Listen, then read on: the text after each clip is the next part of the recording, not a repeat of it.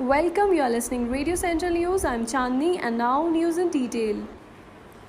Sending a firm message to China, Prime Minister Narendra Modi on Friday said the era of expansionism is over and that India's enemy have seen the fire and fury of its armed forces as he made a surprise visit to Ladakh in the midst of a 7-week tense border standoff between Indian and Chinese troops in a number of areas of the region. In his address to the Indian troops, Modi paid glowing tributes to the 20 Indian soldiers killed in the Galwan Valley clashes and said tales of the bravery and valor of the armed forces are echoing in every part of the country. India's enemies have seen your fire and fury, he said, asserting that bravery is a prerequisite for peace. The Prime Minister said the world has taken note of India's strength due to the exemplary bravery of the armed forces in the recent weeks, adding history is proof that expansionists have either lost or perished. The era of expansionism has come to an end. This is the era of development. History has proved that expansionist forces have either lost or were forced to turn back, he said. He further said, "Your courage is higher than the heights where you are serving today. When the safety of the country is in your hands, then there is a belief. Not only me, but the entire nation believes in you. We all are proud of you." Modi was accompanied by Chief of Defence Staff General Bipin Rawat and Army Chief General M.M. Narawane. India's novel coronavirus tally surged to 6,25,544 on Friday as it registered a record-breaking single-day spike of 20,903 infections. According to the Health Ministry, the death toll across the country have now reached to 18,213 after 379 more people lost their battle to the virus. However, with the improving recovery rate in the country, 3,79,892 cases have so far been cured and discharged, which are 1,52,453 more than that of the cases under active medical supervision in the country, which stands at 2,27,439. As per the Indian Council of Medical Research, so far 92,97,749 samples have been tested for the virus till Thursday. The Directorate General of Civil Aviation on Friday announced extension of suspension of scheduled international passenger flights in the country till July 31st. However, some international scheduled services on selected routes may be permitted on the case-to-case basis, the DGCA said in a notification. On March 23, India has suspended scheduled passenger flights due to the coronavirus crisis and a subsequent lockdown in the country. On June 26, the DGCA said it was suspending international passenger flights till July 15. The competent authority has extended the validity of circular issued on the subject cited above regarding scheduled international commercial passenger services to from India till 2359 hours IST on 31st July 2020. This restriction shall not apply to international all-cargo operation and flight specifically approved by DGCA.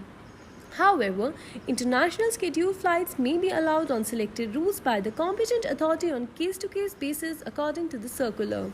Scheduled domestic passenger flights were resumed in the country on May 25 after a gap of 2 months. Air India and other private domestic airlines have been operating unscheduled international repatriation flights under the Vande Bharat mission, which has started on May 6 by the centre. At least 8 Uttar Pradesh police personnel, including a deputy superintendent of police, were killed in an encounter with criminals in Kanpur, officials said on Friday. The encounter took place when the police team was approaching to arrest Vikas Dubey, a history sheeter facing 60 criminal cases, a Dikru village under Chaibepur police station on the intervening night on Thursday and Friday, police said. As the police team was about to reach the hideout of the dreaded criminal, a hail of bullets was showered on them from a building rooftop, leaving Deputy SP Devendra Mishra, 3 sub-inspectors and 4 constables dead, officials said. Giving details of the incident, Uttar Pradesh Director General of Police H.C. Awasthi said the notorious criminals might have got an inkling of the impending raid.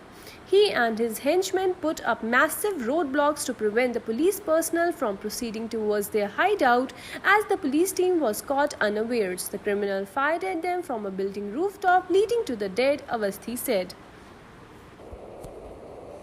expressing concern over the denial of reservation to the OBCs under All India quota being filed through the National Eligibility Cum Entrance Test in state and UT medical education institutions, Congress Chief Sonia Gandhi on Friday urged Prime Minister Narendra Modi to ensure reservation for OBCs in admission to these institutions.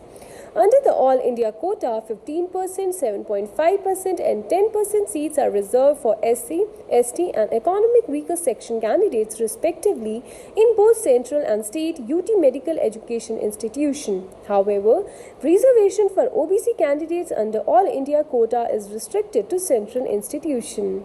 As per the data compiled by the All India Federation of the Other Backward Classes since 2017, OBC candidate lost over 11,000 seats in All India quota due to the non-implementation of OBC reservation in state UT medical education institution.